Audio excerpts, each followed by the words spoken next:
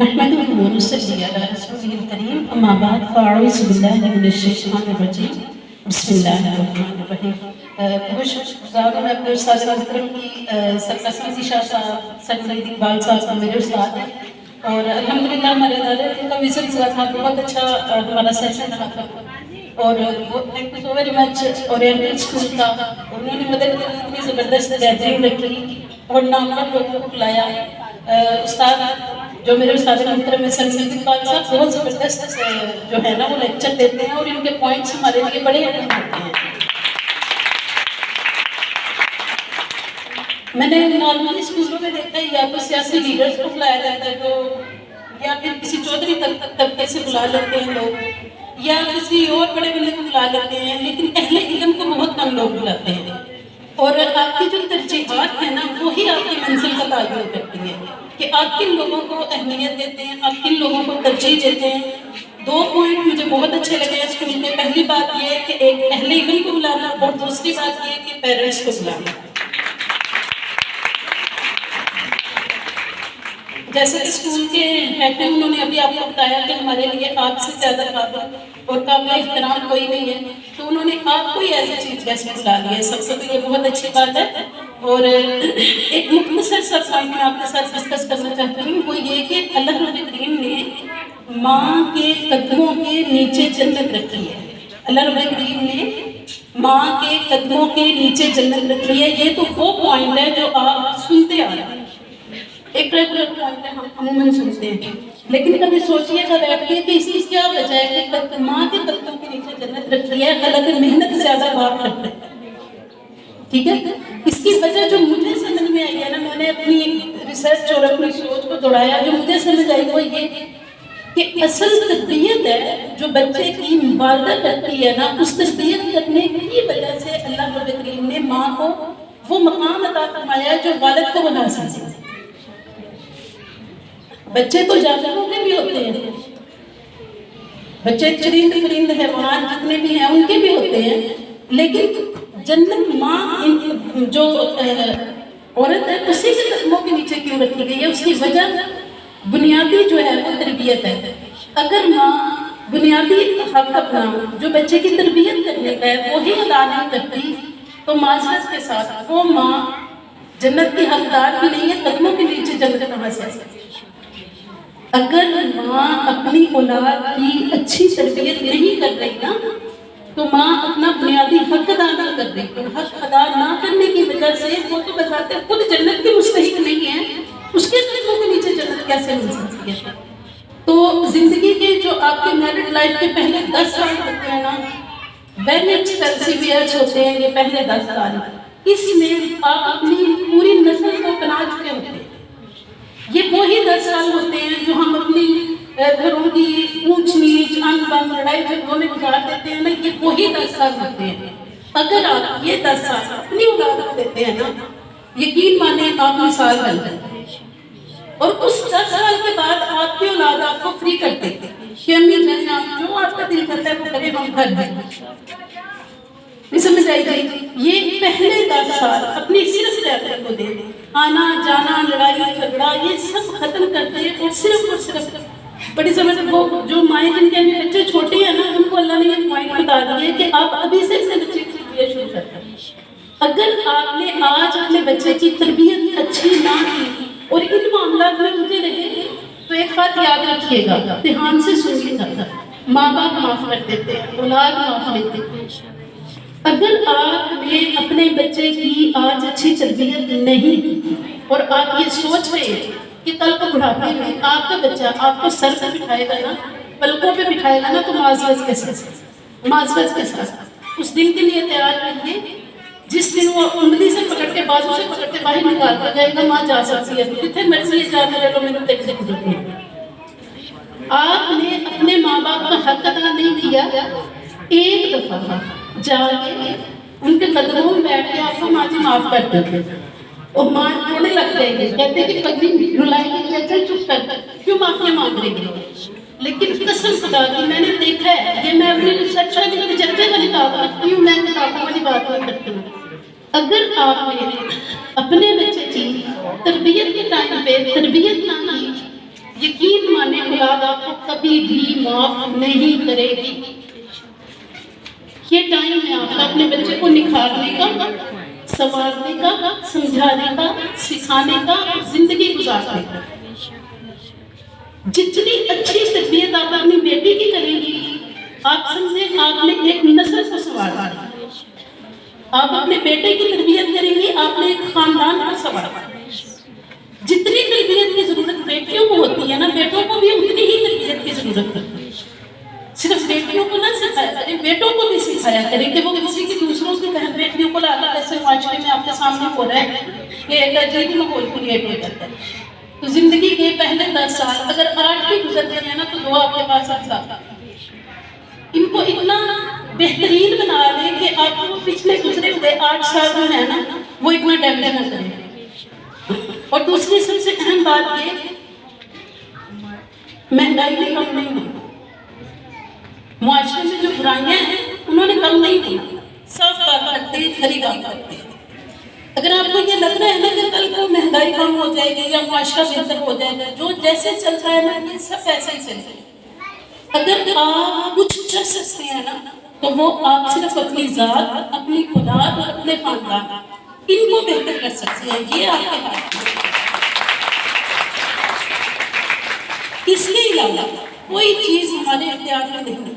نہ ملک کی بات جو میرے ہاتھ میں کہ میں جس کو چاہوں اس کو بٹھا دوں سیٹ لے، نہ میرے گلی محلہ میرے اختیار میں نہیں. آپ کے اختیار میں آپ کی فیملی ہے. آپ ان کو اچھے طریقے سے ہینڈل کریں، آپ ان کے حقوق ادا کریں، آپ ہمسائے کے حقوق ادا کریں. یقین مانے دنیا کے بہترین انسان، اگر آپ بہترین ماں ہیں نا تو آپ دنیا کی بہترین انسان ہیں. اور سب سے اہم بات، قرآن مجید کو اپنی اولاد کی زندگی کا حصہ بنائیں. اس سے پہلے قرآن مجید کو اپنی زندگی کا حصہ.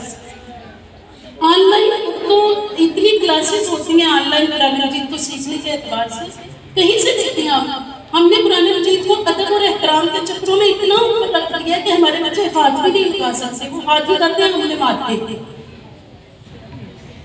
گندے ہاتھ ہیں، ہاتھ پیچھے کرنا. اس بچے کو پاکی اور طہارت کا نہیں پتا، لیکن اسے اتنا پتا ہے کہ اس چیز کو ہاتھ نہیں لگانا. اور وہ ساری زندگی اسے ہاتھ نہیں لگاتا. میں امید کرتی ہوں میرے 2-3 پوائنٹ آپ کو سمجھ آ گئے ہوں گے. جہاں دھوپ ہے وہاں پہ تھوڑی سی گرمی زیادہ ہے، تھوڑے سے گرم کپڑے پہنے ہوئے ہیں. تو آج کے لیے بہت شکریہ. اور مجھے ان کا سسٹم مجھے کچھ باتیں اچھی لگی ہیں الحمدللہ.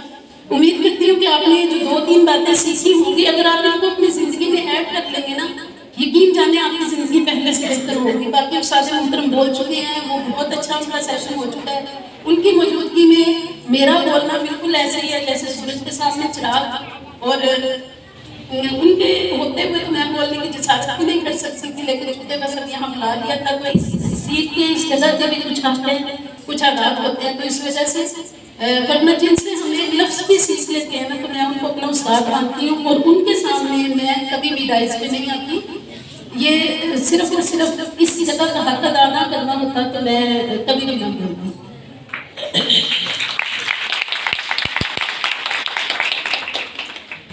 استاد محترم نے جتنی باتیں کہی ہیں نا آپ سے، وہ ساری ایسی ہیں جو قابل عمل ہیں. ان میں سے کوئی بات ایسی نہیں ہے جسے آپ کہیں کہ یہ چھوڑ سکتے ہیں. دوسری سب سے اہم بات، بچہ جتنا چھوٹا ہوگا اتنا زیادہ اچھا اڈاپٹ کرے گا. اگر آپ کو اس ایریے میں ایک اچھا انسٹیٹیوٹ مل گیا ہے، اچھا اسکول مل گیا ہے، تو اس سے بھرپور فائدہ اٹھائیں تاکہ یہ آپ کے لیے اور آپ کے بچوں کے لیے سوزمند ثابت ہو. اسٹاف کے حوالے سے جو یہاں ٹیچرز کام کرتی ہیں ان کے حوالے سے میں ریکویسٹ ضرور کروں گی آپ سے کہ ہمارے بچے جس اسکول میں پڑھتے ہیں نا، معذرت کے ساتھ میں میری بات کرنے کی آتی ہوں، اگر برا لگے تو معذرت پیش کی معذرت چاہتی ہوں. جس اسکول میں ہمارے بچے پڑھتے ہیں نا، دھیان سے سنیے گا، وہاں کے ٹیچرز کو ہم اپنا ملازم سمجھتے ہیں.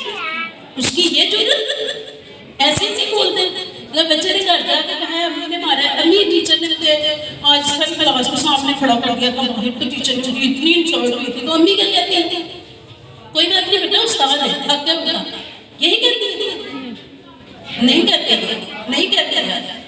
صاف بات کریں نا, ہم کہتے ہیں اس ٹیچر کی یہ جرم, چل حضرا آدمی اسکول میں لے لی گا, اس بچے کے سامنے ٹیچر کی مرمت کرتے جاتی ہے, اور آپ کو یہ لگ رہا ہے کہ میری تو بلے بلے ہو گئے.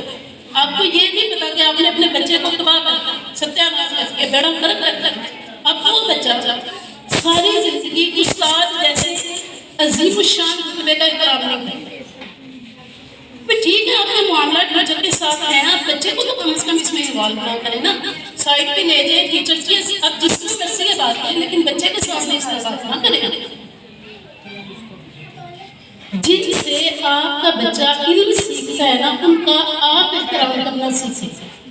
جن سے آپ کا بچہ علم سیکھتا ہے ان اساتذہ احترام کا آپ احترام کریں گے تو آپ کا بچہ احترام کرے گا. یاد رکھیے گا, احترام ہی وہ ایسی چیز ہے جو انسان کو قابل بناتا ہے. دھیان ہے آپ کو, یا کہ میں صرف بول رہی ہوں؟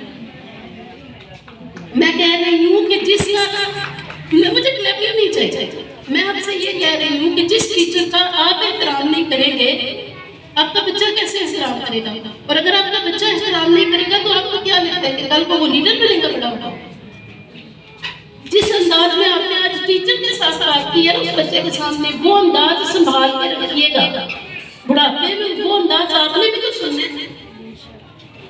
آپ اسے شاید دے رہے ہوتے ہو کہ انجلی پڑھ کے آئی ہے.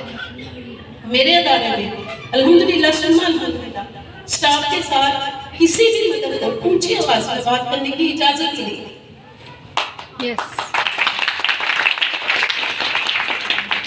ہم اپنے بچوں کو اوریجنل میں لیڈر بنا